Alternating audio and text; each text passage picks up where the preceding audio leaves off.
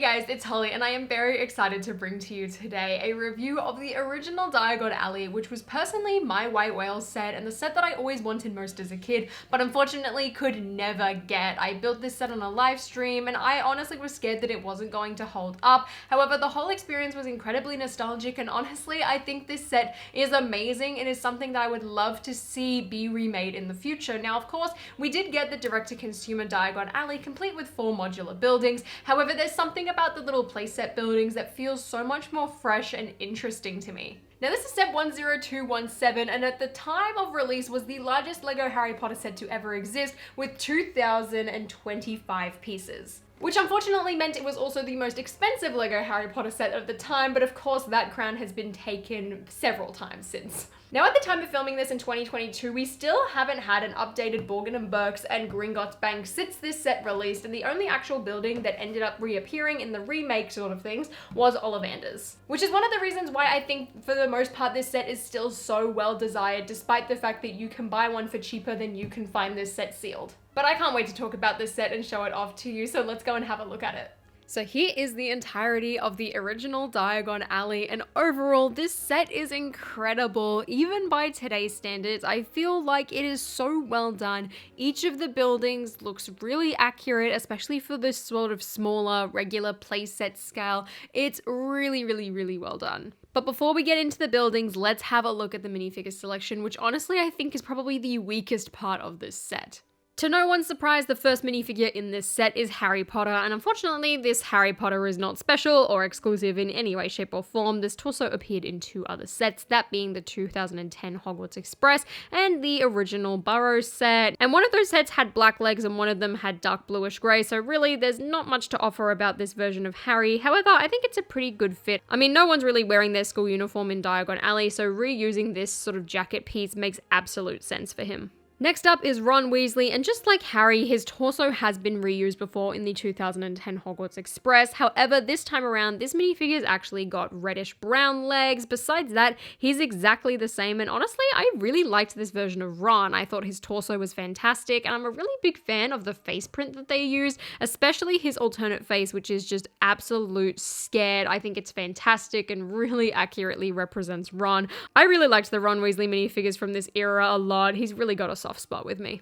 Then to complete off the trio, of course, we have Hermione Granger, and just like Harry and Ron, her torso, again, is nothing special. However, this was actually originally used on Ginny Weasley. This is her outfit technically from the Department of Mysteries, and in both of the cases it was used, did not appear in a Department of Mysteries set at all. Now, one thing that is different, I guess, from Ginny's total outfit is that they gave Hermione plain dark red legs rather than the printed ones that appeared in the Burrows set. Besides that, everything about Hermione, again, is nothing special. She's got the same Hermione face print as well as that same sort of princess hair, which I think works really well for her. And again, her angry face looks perfect. Overall, I'm a really big fan of this Hermione. I think it was some pretty smart parts usage, but at the same time, it would have been really nice to have Hermione get her own outfit that actually sort of represents her as a character. Up next is Hagrid, and this is one of the last appearances that we got this sort of weird original Hagrid mold with those sort of molded in fingers, which look really awkward. And overall, I really like this Hagrid version. I think the dark brown works really well with him. That hairpiece as well is an absolute classic. There's just not a lot of mobility with him, so I am glad that they sort of switched it up a little bit, since he does look kind of awkward just in his stance with his arms. Like, they look very skinny in comparison to his body. His umbrella as well was built up of some cone pieces back then, and his face print underneath does look a little bit creepy, but for the most part you're never really going to take his hair off. There's nothing special about this minifigure. He did appear in several other sets, however he was a really good inclusion for this set. Up next, we have the 2 goblins, and technically these are slightly different as one has reddish brown legs and one has light bluish grey legs. Besides that, they're exactly the same. They've got the same creepy looking heads with just indented pupils and no printing. They've also got the same torso that was featured on the Flitwick figure from this era, so they look exactly the same in that regard. And I guess one of these is supposed to represent Griphook, but it doesn't really explicitly say. They're just random goblins, so I'm just going to put them down as like Gringotts employees. Also, to man the store in this set, we of course have Ollivander, who has a really nice torso printing, which looks very similar to, I feel like, the remade one, which I absolutely love. He's got the grey version of that sort of classic Harry Potter hairpiece and some massive sideburns on his head. I really like it, and honestly, it does look quite a lot like John Hurt, so I'm a pretty big fan of that. And I've got him sort of carrying that original Marauders map piece, which really was just a random map, but overall, he looks absolutely great, and I'm glad that we have him to man his shop in this set, just to make the whole set feel a little bit more alive. On the darker side of things, to go along with Borgin and Burkes, first up we have Lucius Malfoy, and I absolutely love this minifigure. I think he is perfect. I think he is far better than the one that we've gotten recently. Overall, LEGO just hit the nail on the head with him. His hair color, his hairstyle, his face print, his torso print, the cape, everything is amazing. I just wish he could have had like a custom molded cane, but even then, that's something we still haven't got to this day, so I really can't fault him for that. Another great aspect actually about these Lucius Malfoy minifigures is that you could take the hair off and spin his head around and you'd sort of have his Death Eater version, which is really representing, I guess, like the Order of the Phoenix. Overall, I think this is fantastic. He looks very creepy and matches Borgin and Burkes perfectly. To go along with him as well, we have Fenrir Greyback, who had that really weird sort of torso colored sort of disfiguration back then. It did not look good at all. He looks very, very, very tanned on that torso, but otherwise, I think this minifigure was fantastic. Personally, I much prefer the sort of dark brown hair for him. I think it looks better than the black that we've gotten these days, and he also has a double-sided head, which I think looks great. It's just a shame that they didn't really give him any leg printing, but overall, I don't think that takes away too much from this minifigure.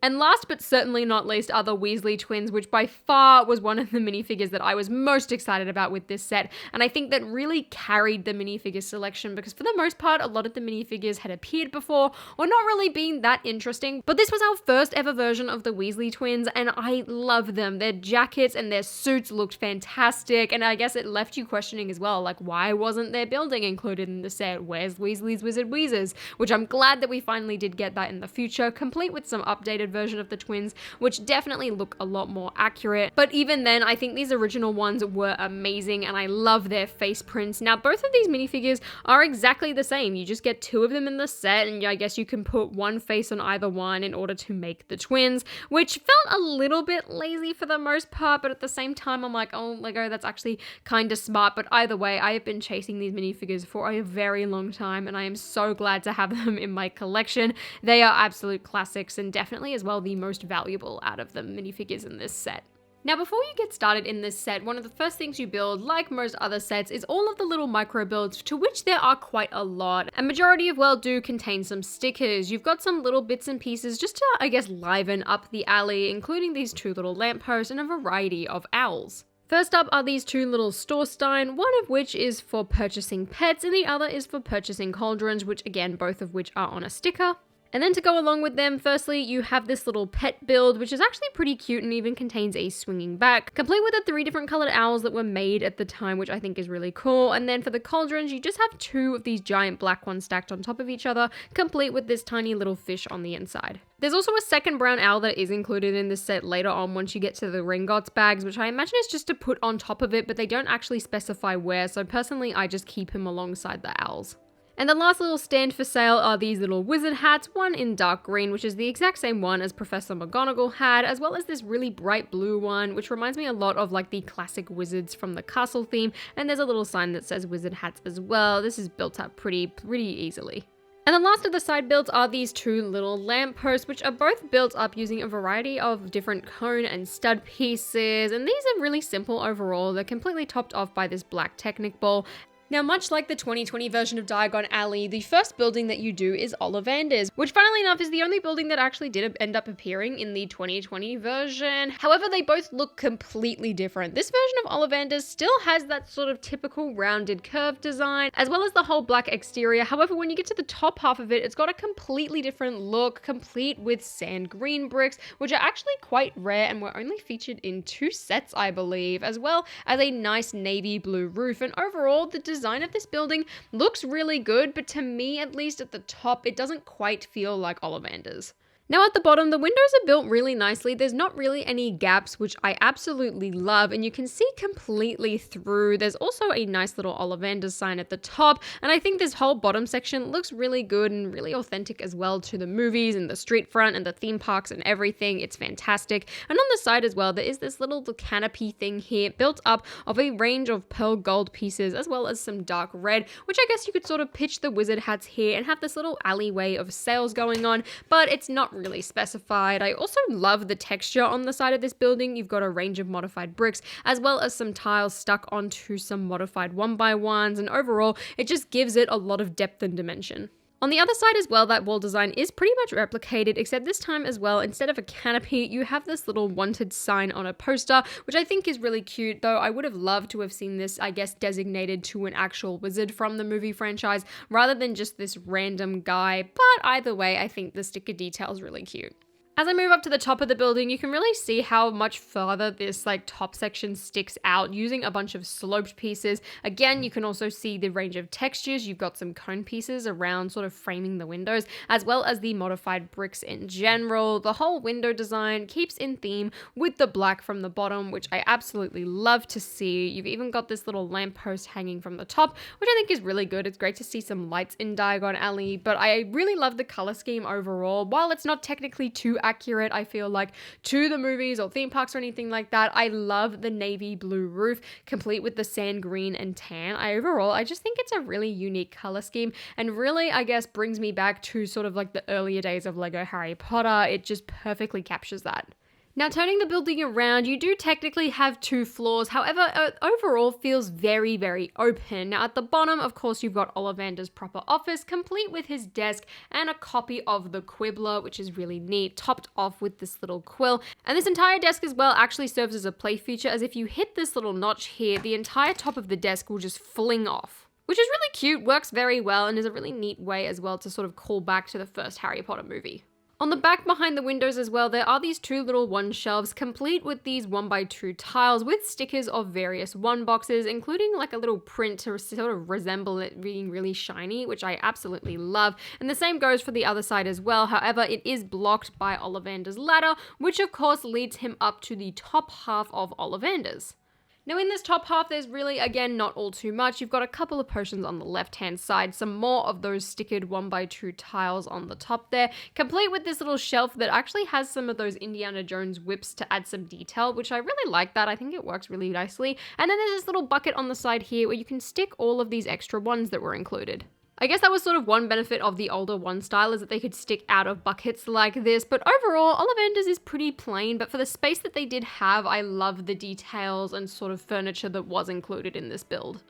Next up is Borgin and Burkes, and this is the second iteration of this set, and overall, I absolutely love it. It is so much better than the first version of this set. Firstly, the color scheme is a lot more accurate. I love the dark green accents alongside the black with the dark bluish gray. Overall, it's really ominous, but really nice, as you can get a lot of depth, texture, and there is a lot of detailing in this model, which is fantastic. There are some great build techniques, great stickers, as well as just great references to other Lego Harry Potter sets. I really, really love it. I think it looks absolutely fantastic. It's not often that I feel like we get sort of dark, brooding buildings like this, so it is really, really refreshing to see. And overall, I think this building has a lot to offer. Firstly, from the exterior at the bottom, you have a range of dark green windows, all completed with these sort of like modified plates here to add, I guess, some detailing to the window frames and panels. You've also got a lot of these dome pieces to really round off the roof of this display window, which on the inside, you can actually see one of those sort of old style skeletons with the little swinging arms, which I think is really, really cool.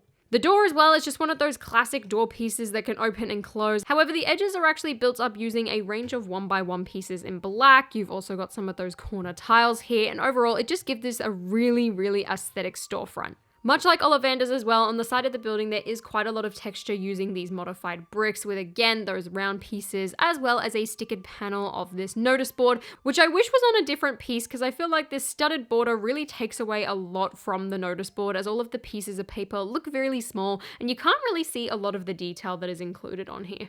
This bottom section as well is topped off with a little more depth and dimension using these tile pieces to really frame the building, which I think looks fantastic. Now on the other side of the building, however, there is this gap here, as this is actually her whole play feature. So this sort of curved dome piece, you can actually stick a minifigure in and it works as the flue network. So if you turn this chimney that is on the top around, you can see that the entire piece moves and sort of the flames appear, which I thought was really neat. However, I wish that these flames were more of like that green to really represent the flue network rather than just a regular fireplace, and really tie it in a bit more to, I guess, the story of Harry Potter. Now, when we move on to the top, firstly, there is a little rat running on the top, and there's this really nice railing detailing, which is actually built up using black skeleton legs and just some regular rods, which I thought was really neat. You've also got this nice vine that is heading up towards the top half of the building. It does sort of stick out a little bit with this top one. Like, I wish it could have curved around the building a little bit more, but I think overall it looks fine, and the purple studs really add just a little splash of color that make this building feel a lot more alive. At the top here as well, of course, we have the Borgin and Burkes sign, which is just hanging along the railing, which again is a nice stickered piece. And there's this really nice giant black railing piece that's sort of framing those windows at the top, which again adds a lot of really neat detail just because of the way that that whole piece works. And then to top it all off, you have this cylindrical roof, which is built up of a range of different green and black pieces, using these green window frames to really top it off. And I love the way that all of this detailing was done inside the roof. It's actually entirely built up of Technic pieces and just connected, and it's just really, really smart how they've done that. And then the entire roof just falls over to complete the whole look. Now this building as well is lined with a range of glow-in-the-dark pieces at the top there, I guess to really just make this building stand out when it is darker, though I still think at least the colors blend in with the tones of this building, so they don't really stick out like a sore thumb, which is a really big benefit. Now, unlike Ollivanders, Borgin and Burkes really doesn't offer a lot on the inside, which I don't necessarily mind. I think a lot of the detail really did need to be on the exterior of this building rather than the interior. However, for some of the other buildings, I wouldn't quite say I'd think the same. Now, around the skeleton, there are some more of those 1x2 glow-in-the-dark tiles, and then you can see the inside of the fireplace here. But the most exciting part, and one of my favorite aspects about this building, is actually that you've got the vanishing cabinet in the left-hand side corner. Now, this entire thing can open up, and you can stick things inside of it. You can also just completely remove the vanishing cabinet if you wanted to, and the design of this is exactly the same and is built identical to the one in the 2010 Hogwarts castle, which is such a neat reference. It completely takes the whole concept out of the Half-Blood Prince and puts it into Lego form, and I love it. I think it's so creative. It means you can have both of the vanishing cabinets, the brother and the sister, in Lego form and really transport the Death Eaters throughout the buildings. I absolutely love that feature, especially considering just the time frame that these sets did come out. Like, those movies were prominent back then. It's amazing to see. I thought it was an absolutely amazing reference and the perfect thing to put inside Borgin and Burkes. At the top though, there's nothing really special. This entire frame section is hollow. It's just a really tall window, which I guess is also accurate to the film. And then again, it's really just Technic builds up here. And last but not least, we have my favorite building and the one that really excited me the most and I think drew me to the set initially in the first place when I was a kid, and that is Gringotts. Now, this is currently one of the only brick-built Gringotts that we've ever gotten. I mean, we got the original 2001 set, there was the microscale set, however, it has yet to be remade, and I think this version still, like, holds up to this day. Like, no matter what I feel like the Lego designers will hopefully eventually spit out in the future, this model is spectacular. I think it's amazing for the playset scale, and there's really only a few very small issues that I have with this. I love this building so much. The fact that it's got an open back and is a dollhouse, but also, unlike the other buildings, can entirely collapse up. You can fold in these two sections and just have this really long, skinny building, which I think is perfect for putting on the street front. I feel like it's a lot more accurate as well, just to the design of the building, I mean, in the franchise, and just makes it look so much more interesting because you can even open it up and have it at a bunch of different angles. You can make it look a bit skinnier, you can make it look a lot wider, and I really, really like that feature. I also just love the fact how they've done these pillars just really rotating in. It's very simple, very basic, the giant grand doors. Overall, this just absolutely screams Gringotts to me, and I love it. The overall exterior as well looks amazing. It's sort of greeted by this really nice dark red tiling, which these days, I mean, it's a little bit dangerous. Some of these pieces could crack quite easily, and I actually did have a couple of dark red plates crack at the top when I was building this, because it was a brand new set. I was placing things down lightly, and still there were a couple of cracks. I mean, just looking at those bricks, I knew it was trouble, but luckily they are all hidden at the top, so you can't actually tell. So I was very, very fortunate, but if you do get this set, keep that in mind and be very fragile. Now, much like the other two buildings, Gringotts has a lot of texture. There are a variety of different modified bricks. There's also some pieces with the tiles sticking out of the sides, and overall, it just feels really, really nice. A lot of texture, a lot of dimension, and just really feels alive, old, creaky, like it's perfect. The only aspects of the set that I'm really not a huge fan of is seeing these light bluish grey bricks from the outside being used. I would have much preferred them to have been white, alongside these dark bluish grey tiles. Having these be tan or again white, I feel like just would have blended in a little bit. When it comes to this grey lamppost, I don't necessarily mind, it matches the ones in the remainder of the set, but all of these dark bluish grey tiles on a beautiful white building like Gringotts really don't look that good, and that's really my only complaint when it comes down to this model. One tiny detail that I absolutely love are these little grated windows here. I just think they look absolutely fantastic and look a lot better and different as well to the ones that are sort of typically used with these window frames, which they used in pearl gold somewhere else in this model. Now, much like you'd expect from Gringotts Bank as well, there is a very grand entrance that is topped off with these two little sticker tiles here at the top. Again, I wish these could have been prints, but even then, I don't think the stickers look all too bad, and I lined them up pretty well. I think they match pretty reasonably. And then, of course, these two grand doors can swing right on open so that you can have minifigures walk through the set, and the whole thing just feels very grand, very luxurious, which I absolutely love, especially considering, you know, this is not a really big or grand or luxurious set overall. As you get to the top levels, there is a little bit of detailing using these modified bricks here. Then you've got some slopes at the top to really, I guess, just point out and point you to the direction of the balcony here, where there are some more of those slanted pillars, which are a lot shorter this time, that lead up to the roof. You've also got some nice windows at the top here, with a variety of panels mixed from just sort of the regular glass pane pieces, as well as those grated pearl gold ones. And all of these window frames as well are topped off using some of just the regular bar pieces, which I thought was a pretty neat detail, and again adds a lot of texture to the exterior of the building. In the middle windows as well, much like a lot of the other buildings in this set, there are a couple of round pieces just to really frame off the window. Then as we get to the top of the set, you can see that again, there is another big window platform, which is actually built up of a Technic brick. There's a lot of slopes, and then the entire thing is topped off with these glass window panes, which of course the Ukrainian iron belly will slam through. And these can actually hinge. The entire thing is on hinge joints, so you can lift them up if you really wanted to, and sort of have, I guess, that drag and fall through, or have a look inside the building. But they are all stopped by those little modified plates there, just to keep them all in place and have the entire building line up just how you want it to. Now, when we open up Gringotts and take a look at the inside, you can see again that it does feel very grand, and just because of the color scheme that was used on the exterior, I feel like it does still look pretty accurate to the way it does in the movie, having a lot of lighter tones. A lot of the tan really plays its part in here as well. But as you can see, just because of the way that it does fold up and sort of does have that smaller shape, there really is not a lot of space in here.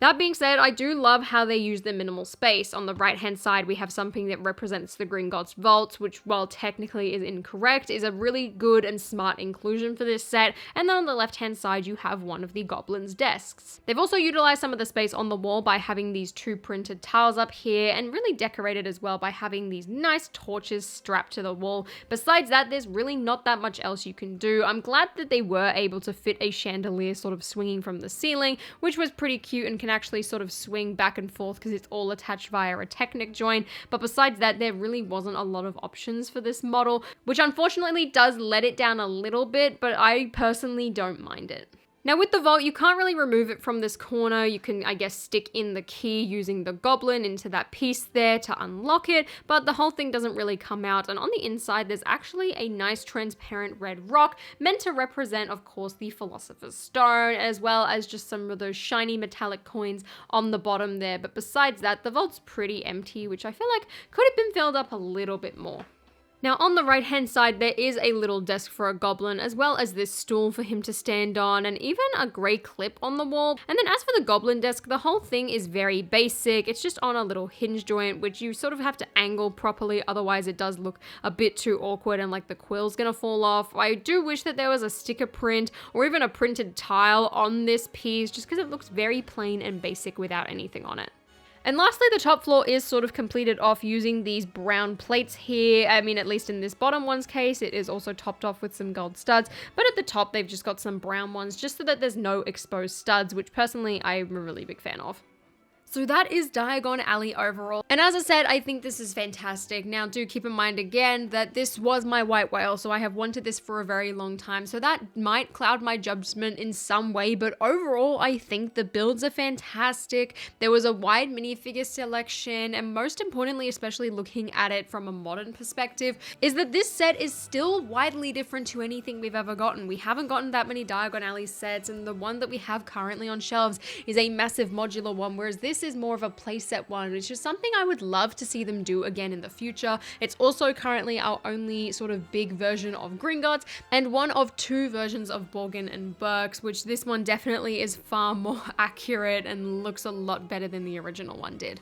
The only real complaints I have were just the overall building process. If this is a fresh box, it only comes with 3 numbered bags, which meant it was quite infuriating to build, but that was quite typical of older Lego sets, especially in this style. But nevertheless, I think the character choices really match the set, and overall, I absolutely love it, especially Gringotts. That building is so beautiful. So let me know your thoughts about this set in the comments down below, and if they remade it today in like a playset version, what would you want it to be like? Would you prefer another 3 buildings like this one, or would you prefer just individual buildings like they did in the early days of Lego Harry Potter? And if you guys enjoyed this video, please give me a thumbs up and consider subscribing to my channel down below, and until next time, I'll see you later.